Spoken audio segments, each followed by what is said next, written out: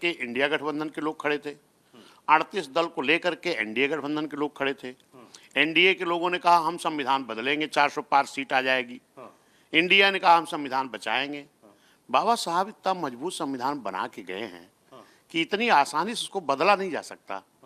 उसके आर्टिकल को बदल करके तो किसी का नुकसान फायदा किया जा सकता है, जो समाजवादी ने भी खूब किया है, कांग्रेस ने भी किया है और आज भारतीय जनता पार्टी भी कर रही है। लेकिन अगर बात की जाए तो जिस तरीके से आप कह रहे हैं कि समाजवादी पार्टी और भारतीय जनता पार्टी ने मिलकर के पूरा ये खेल खेला है, लेकिन आरोप तो आप पर भी लगते हैं कि आप भारतीय जनता पार्टी की बी टीम बन करके काम कर रहे हैं। आप कहीं पर भी भारतीय जनता पार्टी का विरोध नहीं करते।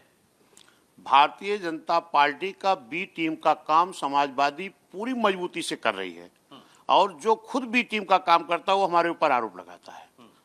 अगर ऐसा नहीं था तो इंडिया गठबंधन जब बन रहा था तो तमाम दलों का गठबंधन इकट्ठा हो रहा था। आज अभी राहुल गांधी जी भी रायबरेली में जाकर के बोले हैं कि बहन जी को हमारे साथ आ जाना चाहिए था। अगर हमारे साथ आ जाते तो शायद भाजपा सरकार नहीं बना पाती।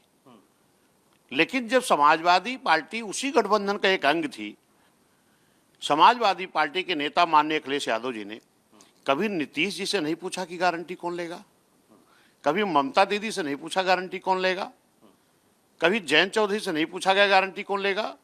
फिर ये बहन मायावती जी से गारंटी क्यों पूछ रहे थे? क्योंकि इनकी भाजपा से मिली भगत थी। समाजवादी की भाजपा से बात हो गई थी कि अगर बीएसपी इंडिया गठबंधन में आ गई तो भाजपा फिर देश में नहीं आ पाएगी। इसके लिए भाजपा ने जिम्मेदारी दी थी समाजवादी को कि आपको किसी भी हालत में बहुजन समाज पार्टी को इंडिया गठबंधन में नहीं आने देना है। और इसका कारण क्या रहा कि अगर बहन जी लगातार कह रही थी कि हम अकेले लड़ेंगे, हम किसी गठबंधन में नहीं जाएंगे, फिर समाजवादी पार्टी के माननीय रामगोपाल यादव जी क्यों कह रहे थे कि अगर बीएसपी आ गई तो हम बाहर हो जाएंगे? माननीय अखिलेश यादव क्यों कह रहे थे गारंटी कौन लेगा? इसका मतलब कि भाजपा और सपा मिली थी कि इंडिया गठबंधन में बीएसपी ना शामिल हो। और आज भी आप जानते हैं कि सगे उनके छोटे भाई हैं जिनकी पत्नी अपर्णा यादव भारतीय जनता पार्टी की महिला आयोग की उपाध्यक्ष है। आपको जानकारी होगी, माननीय अखिलेश यादव जी के, पूरी बात हो जाने दीजिए। और अभी जब आपके करहल में चुनाव हो रहा था तो माननीय धर्मेंद्र यादव जी के सगे बहनोई भाजपा के कैंडिडेट थे, सगे बहनोई, और सगा भाई भतीजा सपा का। तो मिली भगत तो समाजवादी की चल रही और अपनी चोरी छुपाने के लिए वो बीएसपी के ऊपर आरोप लगाते हैं। और पीडीए का कोई मतलब नहीं है उनके। पीडीए का मतलब है